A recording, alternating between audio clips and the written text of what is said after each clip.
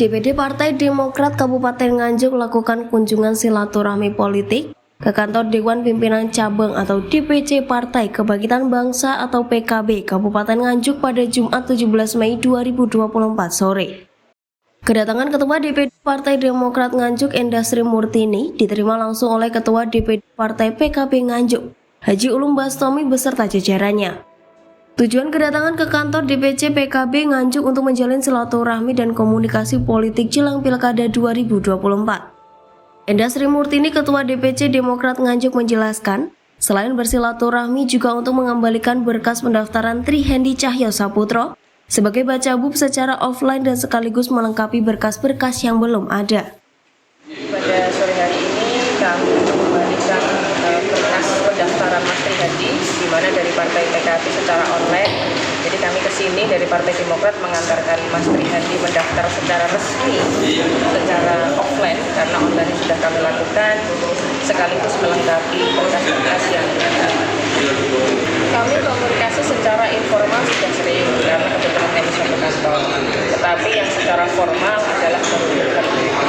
Ya, harapan kami semakin banyak partai yang mendukung dan mensupport Mas Trihendi, berarti banyak sekali yang satu visi dan satu misi kami. Trihendi Cahyo Saputro, bacabub Partai Demokrat Nganjuk menyampaikan, dengan visi misi yang dapat menampung aspirasi masyarakat secara langsung, Trihendi mengaku optimis mendapatkan surat rekomendasi dari PKB. Poinnya ini hari Jumat, hari baik ya, kita berbagi yaitu sedekah ini. Harapannya bisa langsung ke masyarakat. Mas, kalau untuk perang perebutan rekom di PKB, optimisme sejauh mana yang jenengan pegang? Ya, sudah jelas sangat optimis ya, karena memang sinergi dan komunikasi dengan PKB sangat baik.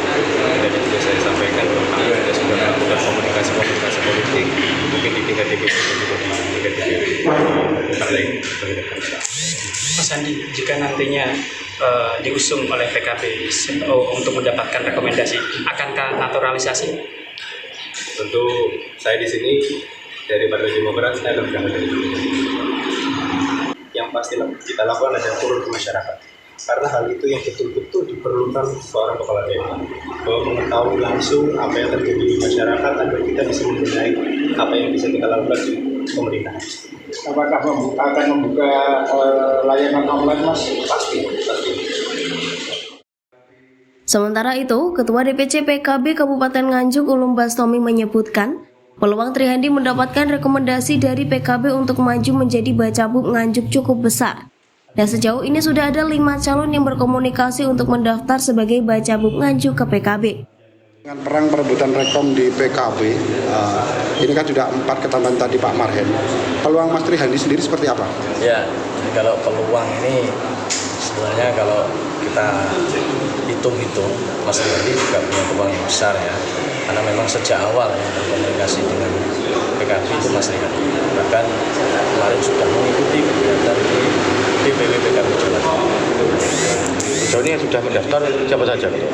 Kalau yang sudah mendaftar secara online ada 4. Cuma yang online itu kan berkas fisiknya harus diserahkan ke DPC dan baru 2 orang, yaitu Mas Trihendi dan Kang Marhen. Nah, kemarin itu kan baru online itu kan kita belum memastikan ya. Hari ini sudah pasti, sudah kita terima. Alhamdulillah. Bagaimana melihat peluang Mas Trihendi atau kriteria dari PKB sendiri untuk perebutan rekom ini?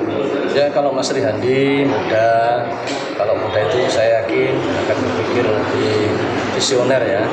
Banyak inovasi-inovasi, yang pertama itu, yang kedua untuk popularitas sudah luar biasa. Kemarin kita di Pileg juga sudah sama-sama tahu, dan nanti masih ada 2 bulan lagi waktu ini untuk meningkatkan elektabilitas maupun popularitas.